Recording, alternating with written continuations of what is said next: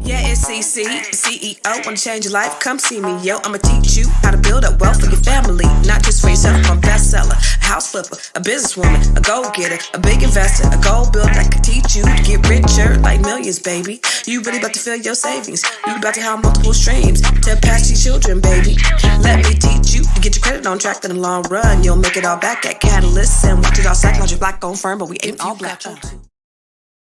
Hey, what's up, y'all? It's your girl, Constance Carter. I am coming to you live and direct on Wealth Wednesday. What is happening? What's happening? It's Wealth Wednesday, and if you are used to tuning in with me every night, 6 p.m. Pacific, 9 p.m. Eastern, you know I'm always trying to bring you something that's going to add value to your life in one way or another. Whether I'm talking about wealth, whether I'm talking about Black excellence, whether I'm talking about Black love, whether I'm trying to give you some type of motivation that's going to change your life and transform you in one way or another, that's what I'm here for. And that's why I come on here every night on Fly Nubian Queen, the channel for melanated people that are just like you. That's why I come here every day, because I want to help the community. I want to enhance the community. So tonight is Wealth Wednesday, where I love to give wealth tips. Things that you can do, little things that you can do to implement that's going to change the trajectory of your life. And so for now, while I am here, I want you to tell me, where are you hailing from? Where are you hailing from right now? Where are you? I'm in California. It's 6 p.m. over here. Where are you hailing from? So go ahead and put your name in the comments box and tell us where you are where you're watching from. Because I know we have people, Malika, that are watching from all over the world. We have people in Africa. We have people in Asia. We have people in Europe. We have people in France. We have people in Great Britain and Australia. We have people in Chicago, Charlotte, Sacramento, all over California, Los Angeles. So tell us where you are hailing from, because I want to know. And, listen, this is all about community. So I want to make sure that you're networking with one another. So in the comments box, if there's something that you do that can enhance your life in any way or enhance the life of somebody else, put what you do in there too, because there might be somebody in here that's watching that needs to utilize your services for something. So I want you to, put, if there's a specialized service you have, you never know who could be watching right next to you. So put what you do in the comments box as well, and how people can find you. Maybe put your Instagram handle on there, and so people can find you, because I want to make sure that when we're talking about building the community, that everybody is building together. The thing about Black Wall Street is it was a collaborative effort. That's what collaborative economics came. That's where collaborative economics came from, is us doing business with one another. So it's important that, we know what each other's doing so that we can collaborate with one another. So if there's something that you do on a professional level, go ahead and put it in the comments box. I would love to see you guys share and network amongst each other. The other thing I want you to do is make sure, if you're on YouTube, if you're looking at us from YouTube, I want you to go over to Facebook, and I want you to follow the Fly Nubian Queen page on Facebook. I also want you to follow the Nobody Works Harder Than Constance Carter page on Facebook. And if you're on Facebook, just take a moment really quick, and I want you to go over to YouTube, and I want you to subscribe to the Find Fly Nubian Queen on YouTube, and I want you to hit the subscribe button, and I want you to hit the thumbs up button. Okay. Then I want you to go over to Nobody Works Harder Than Constance Carter on YouTube real quick. And I want you to hit the thumbs up button, and I want you to subscribe right now. So I'm gonna give you a moment to go over there to these two places and start subscribing and start following. And go. I'm giving you a moment right now. So go. Give you 30 seconds. So I'm not gonna start, because it's gonna be some good stuff. I'm not gonna start until you get back. All right. So 30 seconds. Let me see. Okay, hold on. This is what I'm gonna do. I'm gonna go in here, and I'm gonna give you 30 seconds. Charles, can you give me a 30-second countdown on StreamYard? By the time we get there, it's gonna already be done. You know where the 30-second countdown is on StreamYard, Charles? Right here.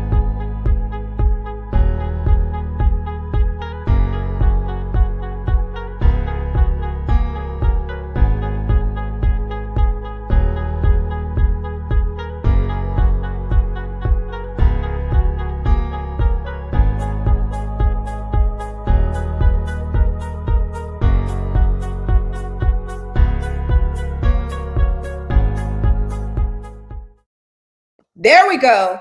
So hopefully you've gone and you have subscribed on Fly Nubian Queen, or the YouTube page. Hopefully you've gone and you've subscribed to Nobody Works Harder Than Constance Carter's YouTube page.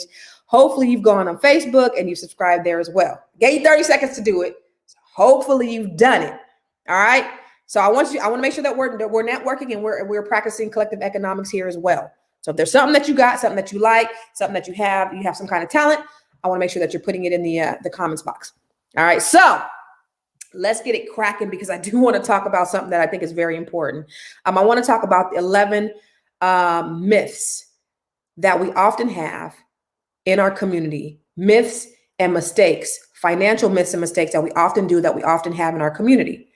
And it's, a lot of it is a lack of, is ignorance. And when I talk about ignorance, I'm not saying ignorant because you dumb or you stupid. I'm saying ignorance. I'm going to back up a little bit. I'm saying lack of ignorance just because you don't know. And the Bible says that my people perish for a lack of knowledge. And I want to make sure that you have the knowledge so that you can make wise decisions and wise choices. Okay. Now, listen, this is only a minuscule part of the information. This is only a small part. You're going to get so much out of this today, but it's only a very, very small part. Constance Carter VIP. If you subscribe to Constance Carter VIP, I go deeper in my VIP, in my one-on-one VIPs. And I've partnered with Dr. Boyce, and we put together this VIP for all of you. And I do the VIP Q&A every Tuesday at 5:00. So make sure you go to Constance Carter VIP to subscribe so that we can go even deeper. But I'm gonna get you some real meat right now, real meat and potatoes. All right. So let's go with the myth. I'm gonna give you, I said 10. I think I'm going to give you 11 myths. All right. So let's go. So the first myth I'm going to talk about is people saying, I want to wait until the market drops to buy a home. I want to wait until the market drops to buy a home. Everybody thinks there's going to be this big crash like 2008. I want to wait. I don't want to buy a house right now. I'm going to wait. I'm just going to stand by and I'm going to wait until the market crashes. First, let me tell you that we will see a correction in the real estate market. The real estate market is cyclical. It goes up and down. It does. It's always done that. So that's not uncommon. With the pandemic, with the short recession that we were in, absolutely, the market will end up being affected by it. But if you think there's going to be another 2008, there's not. I'm sorry to inform you, there's not going to be another 2008 where you're going to see houses that were once $400,000 now $150,000. We had that a lot. And I'm in Stockton, California, which was ground zero for the foreclosure market. The foreclosure crisis, this was ground zero. So if you Google anything, GTS, Google that shit, you'll see that Stockton, California was ground zero. Most of the foreclosures happened here. And guess what? I was actually blessed to be one of the biggest foreclosure brokers in the area during that time. So I was able to really help a lot of people. But because you'll never see a market like that, because when that happened, it happened. I don't know why they didn't prepare for it, but they just weren't prepared. So when these interest rates started adjusting, they started going up. So even me, I had one of my investment properties that I think the payment was $1,200 and it went up to $2,500 like that. Boom. Like, I'm not paying $2,500 for this piece of crap that I'm only getting, $1,200 for rent or $1,300 for rent. You think I'm paying $2,500? I ended up foreclosing on that property. But the banks were not ready. The banks were not established to be able to handle all the volume of all the foreclosures that came in. They didn't have departments to even deal with this. So they were foreclosing really quickly. And then it took them, 2 or 3 years to foreclose. But they had set up workout departments that actually help people to be able to keep their properties. So the reason why we're not going to see a housing pandemic the way we saw before is because banks, it's better for banks to keep you in the home and work with you than to foreclose, because the housing market affects the entire global economy. And nobody wants that kind of smoke that we had in 2008. They just don't. They don't want that smoke. So they put mechanisms in place so that we won't see that. Yes, we will see some fallout from the pandemic, absolutely. But we're not going to see the type of fallout that we saw in 2008 simply because banks are prepared. They have workout departments that are willing to work your payments out with you to keep you in the home, because it's more beneficial to everybody involved to keep you in the home. Okay.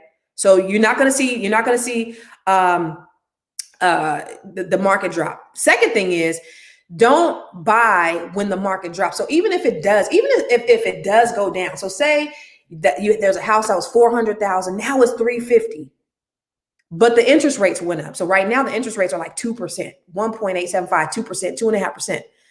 So say the interest rates go from 2%, now they're 4%. So your house just went from 400,000 to 350, but your rate went from 2 to 4%. Cumulatively, you're going to pay more for the home, even though it's $50,000 less, because the interest rate is higher. So if you're waiting to buy a home when the market drops, but if the interest rates go up, you're actually paying more for the house. So it makes no sense for you to be waiting. I've had clients that were waiting for years and years and years, and they ended up losing out on hundreds of thousands of dollars in equity because they were waiting on the market to drop. They've been waiting since 2012 for the market to drop, and it never did. And year went by, and year went by, year went by, and that $200,000 house that they were looking at is now a $400,000 house or a $450,000 house, and they've lost out on equity. So don't wait until the real estate market drops or you think it's going to drop, right? So, and the other thing is when it was dropping, everybody started selling and getting scared. And Warren Buffett, one of the richest men in the world, he said, don't sell when everybody's selling, sell when everybody's buying, buy when everybody is selling. And we tend to do the opposite. We tend to, as a community, as African Americans, we tend to be reactive instead of proactive. And so we have to look at the market very differently. All right. That's number one. Number two, a myth or a mistake that we make in our community, in the African American community, is we think stock is gambling. A lot of times, so the wealth gap is very real. And the reason why the wealth gap is so wide, number one, is because a lot of discrimination in housing and things like that. Real estate is the number one way that you can build wealth. But the other way is that African Americans just don't invest in the stock market in the way that our white counterparts do, because we are scared to invest. We don't know what we're doing. We think it's gambling. The stock market isn't gambling. It's actually an educated way for you to invest your money. Now, you can pretty much tell what a stock is getting ready to do by you studying the market. That's not gambling. With gambling, it's luck of the draw. We don't know what's getting ready to happen. We just putting our money in and hoping lady luck pays off, right? But with the stock market, you're looking at the trends. You're looking at the historical data. You're looking at what kind of money this company made. You're looking at the earnings report. You're looking at the growth. You're looking at all of those things to determine if this is a good stock that I want to invest in. So it's not gambling. On the contrary, if you know how to study stock, then you'll know which stock to invest. Dr. Boyce Watkins, he knows. He makes a lot of money in stock, and the people who follow him make a lot of money in stock. My mom's ex-husband, I think he grew his portfolio 112% or something like that by following Dr. Boyce Watkins stock tips. My son, 16 years old, he has a stock group where people, he has probably 200 people in his group at this point, and he's showing people and he's helping people double and triple their portfolio because he's doing the research. He's researching the companies. He's finding out what the earnings are going to be. They're doing options. They're doing stocks, all of those things. My 16-year-old son is doing this. Now he's not a genius by any means. In fact, I was just telling I was just seeing his progress report, and I was like, yeah, this stock genius ain't handling his business in school because he's so busy with the stock. Doesn't mean he's not smart, but he ain't handling his business the way he needs to. So I'm like, by the time these grades come out, this progress report grades better be up.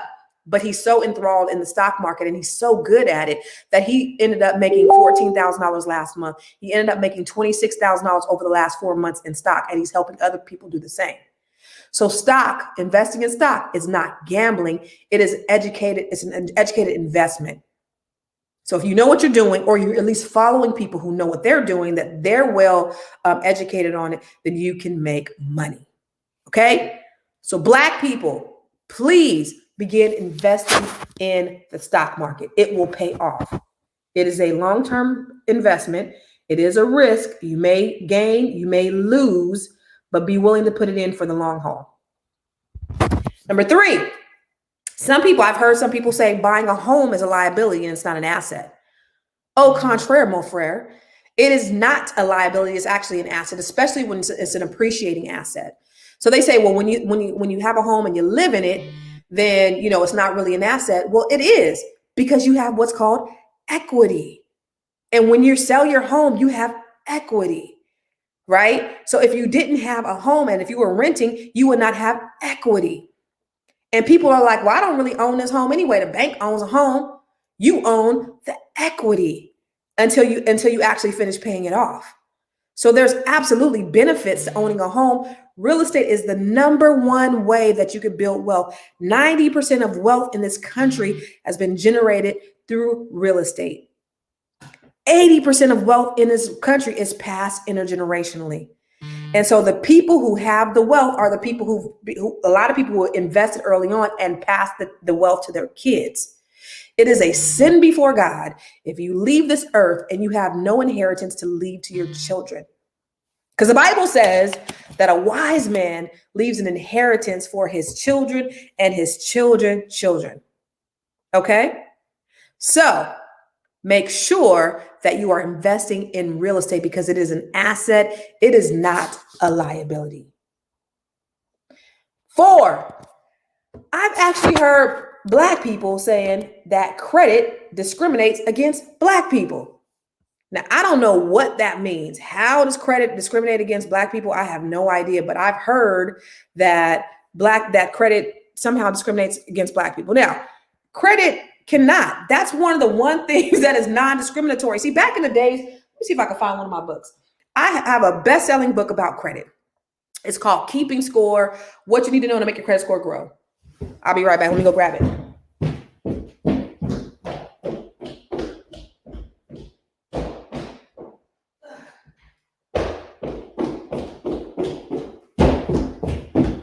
Boom! This book I wrote several years ago. This is like the 3rd iteration of this book, and it's called Keeping Score, What You Need to Know to Make Your Credit Score Grow. It's actually a bestseller. It's an actual bestseller because it sold a lot of copies. And it's so funny because just today, one of my agents came in and she said, hey, I have a question. Why is blah, blah, blah, blah, blah, blah? And I said, let's flip through the book, Keeping Score. Tell your client to read page 16, paragraph 2 in the book because it's all the information is there. Credit is one of the non-discriminatory ways that you could actually get a loan through and build your leverage. See, back in the day, a lot of people were left out of opportunities because credit was extended by handshake. You had to go into a bank. You had to see people face to face. Now we can take applications online. Your credit is basically your payment history. So if you have paid your debt on time, you good. If you have not paid your debt on time, you're not good. So in other words, credit don't discriminate against Black people, don't discriminate against nobody. Keep paying your bills on time and you ain't got to worry about it. So don't use that as an excuse why you're not able to get into any type of financing situations. Just get good credit. Just pay your bills. Okay? All right. Number 5. Putting your money in a bank or a CD is the best way to grow and protect it. No. Keeping your money in a bank or CD is the best way to grow and protect it. Absolutely not. A bank will yield you 0.001% in interest. A CD, I looked at some CDs. I think I was looking at it before I got on here. A CD, what was it, like 0.3%, something like that, of interest that you'll get by putting your money into a bank or into a CD. You ain't making no money. So if I have $10,000 in the bank at the end of the year, I might get 29 cents in interest that I've accrued with my money being in that bank. But you know what they've made off of my money? Because the bank takes your money and they invest it and they make more money by using your money. Oh my God. So putting it today, I was talking to a client of mine. She has a lot of property, a lot of assets, and she has money in a trust. Her dad left her some money, like $100,000. And I said, okay, what are you doing with your money? It's in a trust, and I have 2 CDs for my sons that are now deceased, and it's been there about 10 years, and I pay a bond. I have to pay a bond on it every year. I have to pay $1,200 so that it's bonded every year. I don't even know what this bond thing is about. And I was like, no. She told me this today. I was like, no, absolutely not. You're not making no money on this $100,000 that's in this CD. No money. She might be making 0.05% or something like that, or 0.10 or something crazy. So you got this money in the CD, $100,000 is sitting there that's not even growing. Take that money and put it in something else. Put it in an IUL, put it in a Roth IRA, put it in something that's going to yield a higher return so that you can get a higher ROI. Banks are not the safest place to put a savings. You might as well put that money in your mattress. You might as well put that money in a safe deposit box, because at least they can't do nothing with your money. But if you're going to have that kind of money, you're not going to use it. Put it in something that's going to grow your money and not blow your money. All right. Share this information. Am I dropping bombs? Am I dropping nuggets? I know I am. I know this is some good shit. So I want to make sure that you are sharing this, because people need to hear this information, you guys. Our community needs to hear this information, because I got about 7 more items that I want to talk to you about, but our community needs to hear this, because we need to understand what we need to do to close the wealth gap. The wealth gap is huge. And there was a study, there was an article in Forbes magazine that said that by the year 2053, Black median wealth was going to be a 0. By the year 2053, Black median wealth was going to be a 0. And right now, our median wealth is about $17,000. Our white counterparts are 10 times that amount at $170,000. And of course, there's all these factors that have contributed to it. I know for a fact that we can close a wealth gap. I know for a fact that we can exceed the wealth gap with the resources that are out there. We just have to apply them to our lives. But we can't apply it to our lives if you aren't getting this information and you're not sharing this information. So make sure you're sharing this out to other people, because we need to hear this as a community and we need to take action. Remember, the idea doesn't belong to he who thinks it, but he who executes it. So if you ain't executing on this stuff and you're sitting back and complaining about the white man and what they're doing, then nothing's ever going to happen. But it takes a collective unit, a community, for us all to act in unison in order for change to happen. So we got to make sure that we're getting the word out. So share this in your financial groups, send this link out to your friends. This is important. This is important to our community. So make sure you're sharing this information and hitting the thumbs up and all that stuff so that we can get more visibility, because this information is important. All right. Now, also make sure you're subscribing to Constance Carter VIP. Thanks, Duel. Number 6. People think the more money you make, the more taxes you pay. I'm going to say this one more time. The more money you make, the more you pay in taxes. Au contraire, mon frère, that is not true. Do you know the wealthy people are the ones that pay the least amount in taxes? Do you know that the corporations, the majority of the taxes that are paid in this country are by low and middle class people? Wealthy people are not paying as much taxes as you. Warren Buffett's secretary pays more taxes than Warren Buffett. Let me say that one more time. Warren Buffett's secretary pays more taxes than Warren Buffett. Hello. The more money you make, the less taxes you have, because then people start to set up these tax shelters. If you have a corporation and it's done right, and you've set up everything the correct way, less corporations are getting audited than individuals. So if you're self-employed in one way or another, get your shit together, get a corporation, get an LLC, and build your wealth through there. The more money you make, the less you're going to pay in taxes. Again, most people that are paying taxes are the poor and the middle class.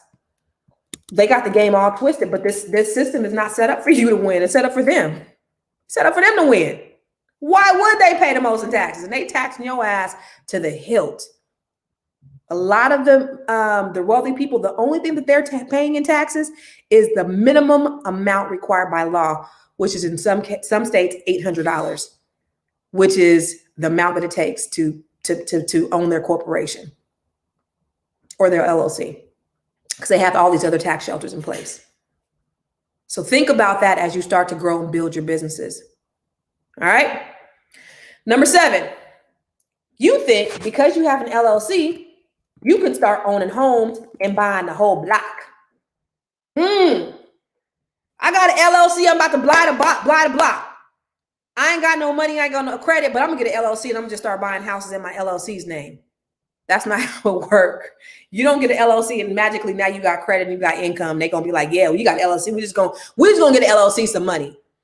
Unless you have cash, you cannot go and buy a house in an LLC's name unless you have cash or you have established credit. So a bank or a regular bank is not going to just give a brand new established LLC any money so that they can start investing in real estate. You have to establish. So I have corporations, I have LLCs, all those things, right? So let me just tell you one of the things I did. So my corporation financed a building that my LLC owns. My corporation had the credit history, so it was able to finance it on its own without me being a personal guarantor, but my LLC owns the building. Okay?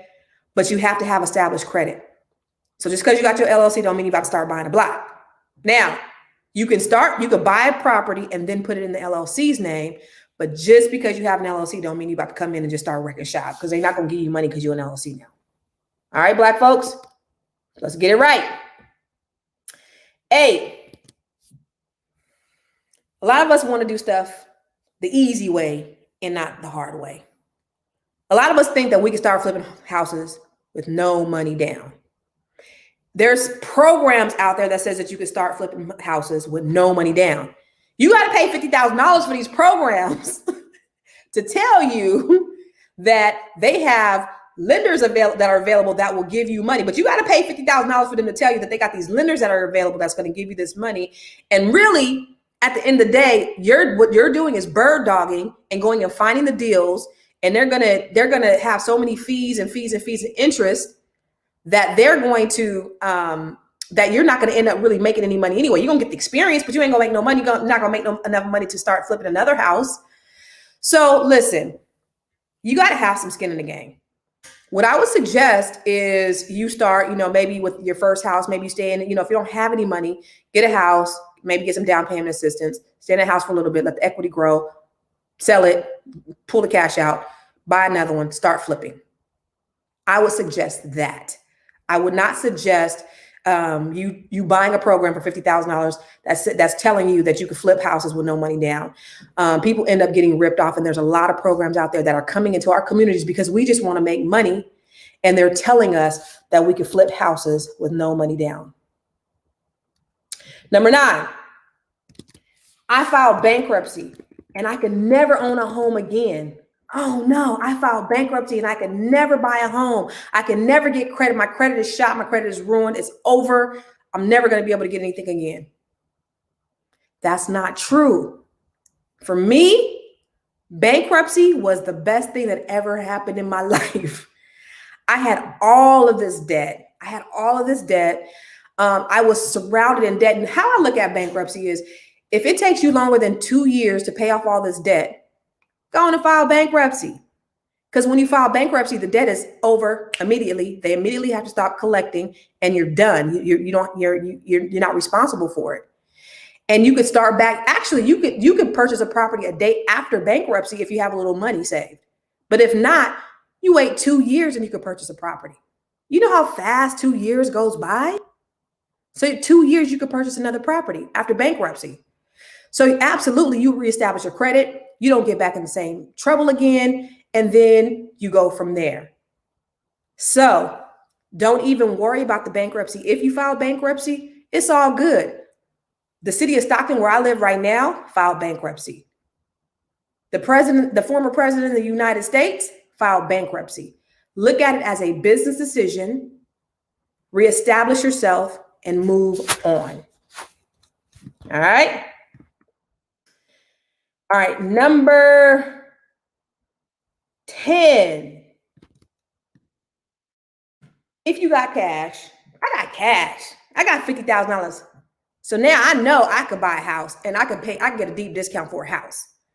So this house is $300,000. I got 50. I'll give you 50 cash. Take my money because I got $50,000 in cash. That's better than financing. Absolutely not. Cash, your cash don't mean nothing. There are so many people who have cash, and at the end of the day, that loan that somebody else is getting for the full price, it comes to the seller in cash anyway. So a lot of times we'll have investors come in, or people who want to be investors and they have a little bit of money, they done got a little bit of inheritance, and they be like, hey, I got this 100 grand going to show me 2 or 3 properties, at least 200,000, about 200,000 I'm looking because I got cash. Well, that's not how that works, Playboy. Your cash means nothing, especially in a competitive seller's market. And right now it's a seller's market all over the country.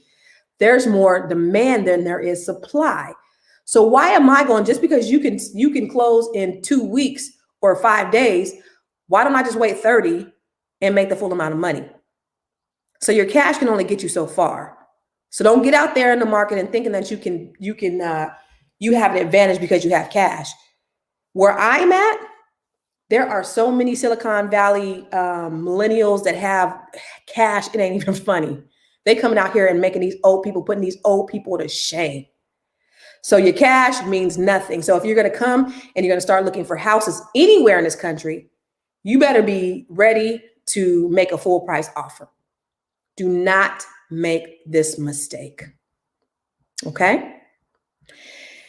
And the last one I want to tell you, number 11, gentrification is all white people's fault. That's not true. Gentrification, I really, honestly, I get sick of seeing Black people blame white people for gentrification. Gentrification is our fault. We don't see the value a lot of times in what we have, and we will sell it for pennies on the dollar. I'm from the Bay Area, and I know, like, especially in areas in Oakland and San Francisco, where, our people, our grandmas had these houses that they bought for $30,000, and now they're worth $1 million. And we didn't have the foresight to see the value. So we sold them for $250,000 to some white person. They fixed it up, and they went ahead and sold it for $800,000. And we mad at them. In Palo Alto, East Palo Alto, this is where Facebook headquarters is. Now, East Palo Alto, it was one of the undesirable areas, all Black. Nobody wanted to live there. It was like the murder capital of the world, I think in the 90s or something like that, or the murder capital. I mean, just a lot of crime, a lot of drugs, all that stuff going on. People were trying to get away from there. Now they didn't build Facebook. Them houses are worth millions and millions of dollars, and we barely see a Black person in sight. So gentrification is not all white people's fault. The problem again is Black people, we are too reactive and not proactive. We wait until other people do stuff before we start to do stuff. We don't see the foresight. We don't have the foresight or the wherewithal to try to keep anything in our communities. We want that quick money. And if we exercise a little patience and we start to study what's going on around us, then we won't get duped. So if you have your communities, and even if you see, a little movement, hold on to it as long as you can. Now, I like my auntie. She was the first one to move our family out here from Arkansas. She's the first person to move to San Jose. I'm from San Jose, California. Moved out here in the 70s. She passed away about in 2013, I believe, or 2016. She passed away in 2016. I ended up selling her house. All her kids were grown. Nobody, I don't have not one. We had 30, 40 family members that used to live in San Jose. We have not one that lives in San Jose. She had 5 kids. House was worth $800,000. They were able to take it and divide it and divide it amongst her kids. Now that's an inheritance that she was able to leave to her kids. She had 2 properties, one there and one in Arizona. And then whatever her kids did with it, hopefully most of them and reinvested the money into something else. That's legacy. But if you are still living in that community and now you renting because you didn't sell grandmama's house, and you looking at the people that's living in your house, and you looking at the folks that's jogging in your neighborhoods, and they're looking at you like, what are you doing here? Because you didn't have the foresight or the wherewithal to hold on to your grandmama's house. It's not their fault. We got to start looking at the trends. We got to start looking at the market, and we got to start making those investments. So please, please, please, everyone, I want you to take those nuggets that I dropped. Again, make sure you're sharing this broadcast out to your friends and your family, because we need this. We need this as a community so that we can build together. African proverb says, if you want to go fast, go alone. But if you want to go far, you have to go together. And so we need to be able to come together, practice collective economics so that we can build our community, so that we can close the wealth gap. So real quick, let me just recap. Number one, wait till the market drops to buy a home. No. Number two, the stock market is gambling. No, it's not a gamble. Number three, owning a home is a liability. It is not a liability. Four, credit be discriminated against Black people. That is not true. Pick up my book, Keeping Score, What You Need to Know to Make Your Credit Score Grow. Number five, put your money in a CD or a bank is the best way to grow and protect it. The more money you make, the more money you pay in taxes. Nope. Because I have an LLC, I can start buying a home. I can buy the whole block because I got an LLC. Nope. Well, I can flip a house with no money down. Not likely. I can never, ever own a home. My credit is totally jacked up because I filed bankruptcy. That is absolutely not true. I did it. If you have cash, you can get a deep discount on a property. And gentrification is all white people's fault. It's not. We got to take accountability. We got to take responsibility. Stop blaming everybody else for our mistakes. Have the foresight and the wherewithal to figure it out, to hold on. Don't sell grandmama's house. Hold on to it. You got millions and millions of dollars. Keep it in your family. Pass it down. The Bible says that a wise man leaves an inheritance for their children and their children's children. That is your legacy. Owning a home, again, it's one of the quickest ways you could build wealth. 80% or 90% of wealth is generated in this country through real estate. So if you can get onto that, and then it changes the trajectory of a person's life. I'm telling you, it changes their thought process. It changes the way they think about their life and their legacy, changes what they do and how they interact with other people, because now they have a pride and they have a sense of ownership. Now they have something. So you can get into a home, get down payment assistance if you ain't got no money. You can get, in a home with as little as 3.5% down, all of those things. But the opportunities are available to you. So don't let these myths get in the way from you doing what it is that you're supposed to be doing and living your best life. All right. All right. Thank you for tuning in. Pick up my book, Keeping Score, What You Need to Know to Make Your Credit Score Grow. And also make sure you subscribe to Constance Carter VIP, where I go live and I give you, this is only the tip of the iceberg. You could personally ask me questions. I charge $2,000 a month to coach people on a regular basis, on one-on-one coaching. This is what I charge.